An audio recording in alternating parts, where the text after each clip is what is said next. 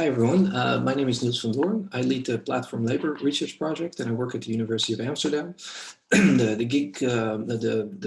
paper on gig work as migrant work is co-written with Darsana Vijay, as you can see. Darsana is a research assistant on our project. And we're going to be talking about the platformization of migration infrastructure. So let's get started. What drives gig economies around the world? What factors may account for their growth? It is our contention that with markets concentrating predominantly in and around large cities, gig platforms across the globe depend as much on the labor of migrants and minorities as on investment capital and permissive governments. The movement of people within and across borders in search of work and a better future in this way is a critical condition ensuring the existence of urban gig economies.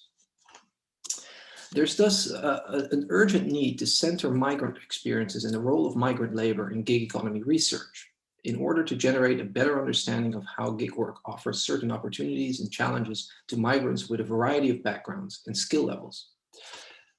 What makes migrants try their luck on gig platforms despite the well-documented precarity of gig work? And how do they incorporate these platforms into everyday lives and their migration trajectories? And finally, it is important to investigate the role of gig platforms as emerging actors in the political economy of migration as a result of how they mediate migrant mobilities. So in this paper, we argue that gig platforms are now part of a multitude of platforms of arrival and takeoff, as Meus et al. Have called it, within, against, and beyond the infrastructure of the state. Compared to other types of actors that, quote, select, give direction to, and retain or accelerate certain migratory subjects, end quote, platform companies are less beholden to state apparatuses than to international finance capital, which affords them relatively more leeway to engage in regulatory arbitrage. Still, it would be a mistake to blame the gig economy's predatory practices on the state's inability to govern it. Gig platforms do not just operate against and beyond the state, but they navigate also, of course, within its regulatory purview and respond to the racialized and gendered logics of subordination, stratification, and exclusion that are embedded in existing laws and policies.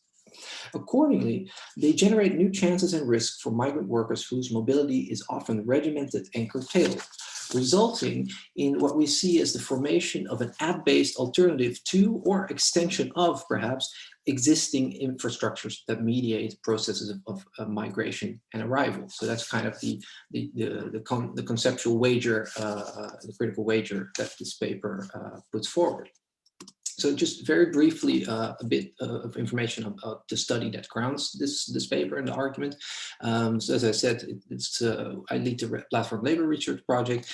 My own research it's called Sub-Project 1, which exists of the cross-national comparative study of gig economies in Amsterdam, Berlin, and New York City. And in each of these cities, I conducted 8 months of ethnographic fieldwork. And I focused predominantly on app-based domestic cleaning work and on food delivery work. And over these 2 years of total field work, I conducted 151 semi-structured interviews. And as you can see from the numbers here, many of those who I interviewed were migrants. Also in New York, although there I encountered significant language barriers when I tried to recruit and interview the gig workers, because many of them spoke Spanish or another language, but not English, or German or Dutch, my other 2 languages. So that was an issue. But there I saw the similar phenomena, similar dynamics that these industries are these app-based industries are very much dominated by migrants and migrant labor.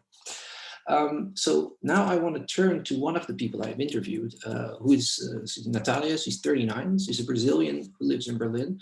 Now in the paper, I give much more background on who Natalia is, but now maybe I could just say she's has an upper middle class background. She's well educated, has 2 BA degrees, and she came to Berlin when she couldn't really come to London, and so she kind of went to Berlin and tried her luck there, she called it, convinced that even though while she couldn't find proper work in Brazil, that Berlin would be much better for her. But then when none of her job applications resulted in a callback and rent was due, Natalia responded to one of the helpline ads she had received repeatedly while participating in Berlin-focused Facebook groups.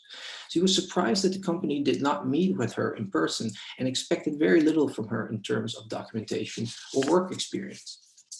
Now, it took Natalia many months of hard work because she tried to work as much as possible, make as much money, accepting every cleaning offer she got. And then she found out eventually that her required paperwork was not in order and that she'd been working illegally for the entire period, even though Helpling didn't notify her and allowed her to service customers.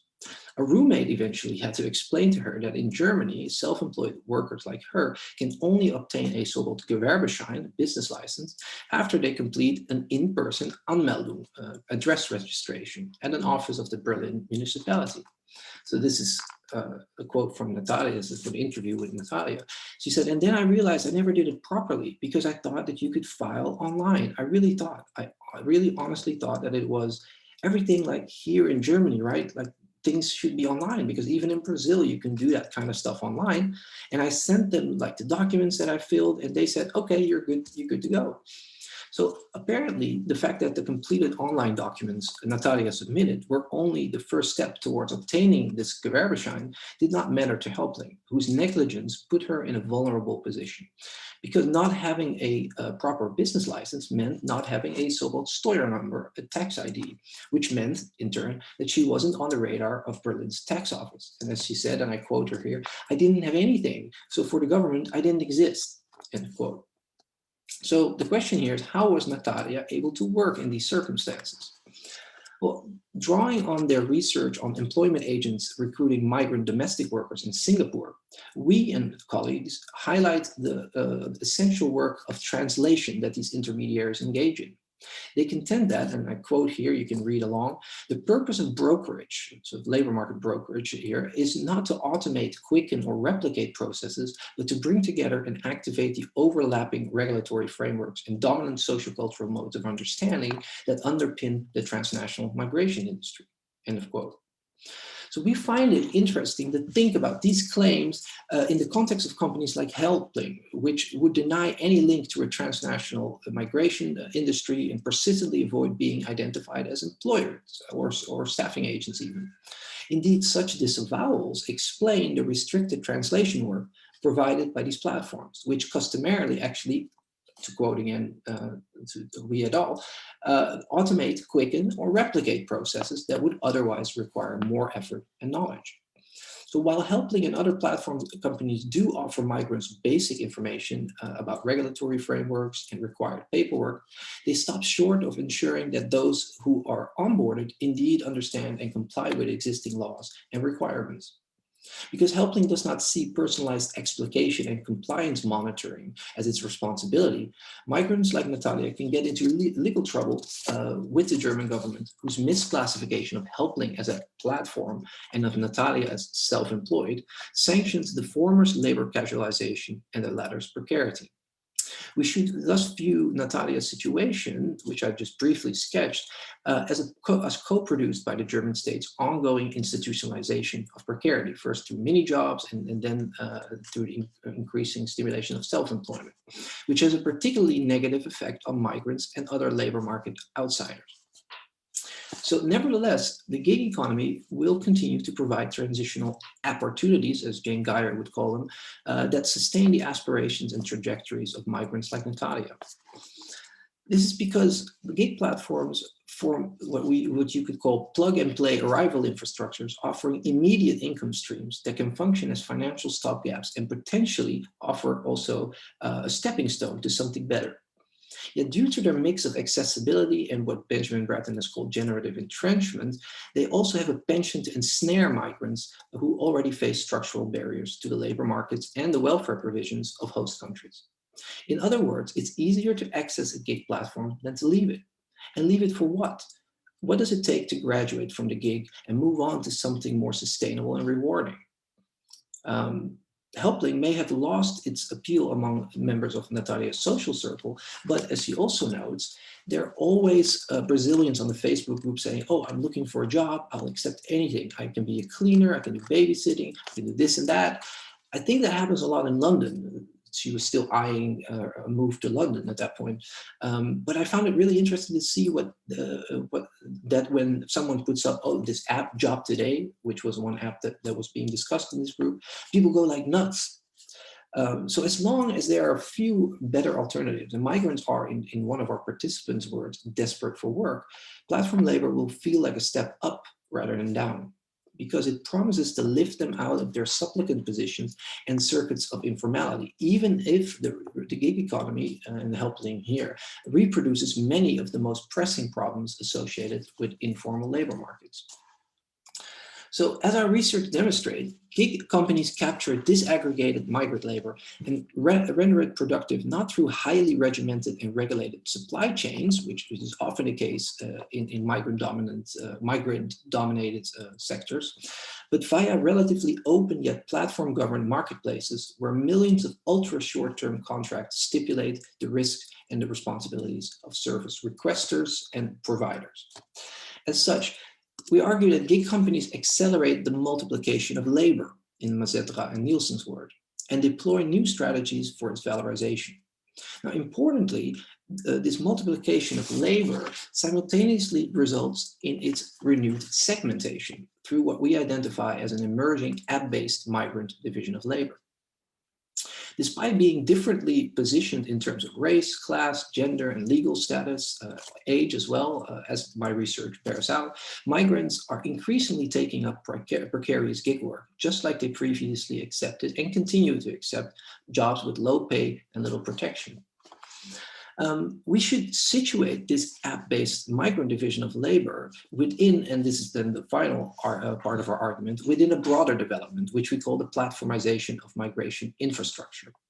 Migrants do not just use social media platforms to support and plan their migration trajectories, they are also increasingly turning to gig platforms for work once they arrive in a foreign city. Gig platforms augment existing infrastructures, both technologically and commercially, that is, in terms of capital accumulation.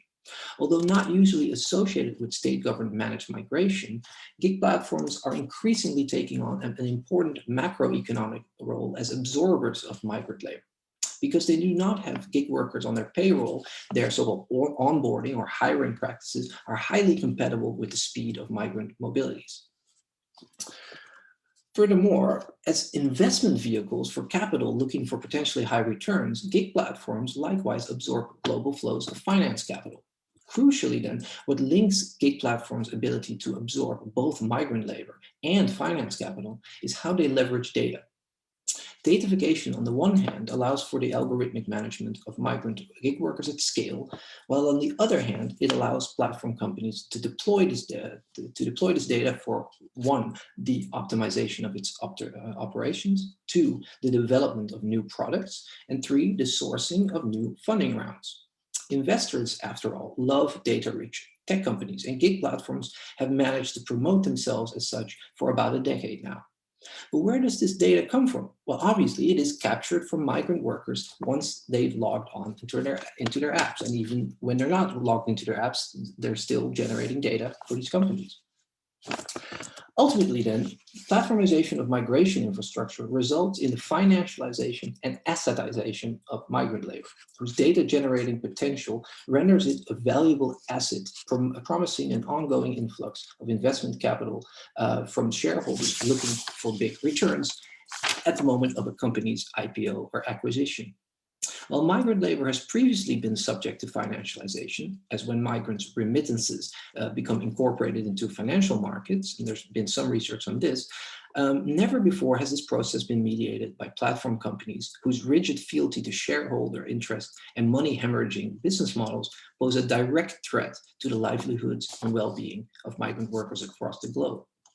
So eventually, as an asset class, migrant labor may have financial value, but as a workforce, it is, in the words of another interviewee, composed merely of disposable objects. So that's our argument. Thanks for your attention. I hope I stayed within, I think I stayed within the 50 minutes allotted to me. I look forward to hearing what everybody thinks. Any questions, any concerns, any criticism, skepticism. I'll hear about it tomorrow, because apparently, tomorrow we have a live Q&A. Unfortunately, this couldn't be live. It's always weird recording it, pre-recording these things. But I hope you found what I had to say interesting, and I'll see you tomorrow. Bye bye.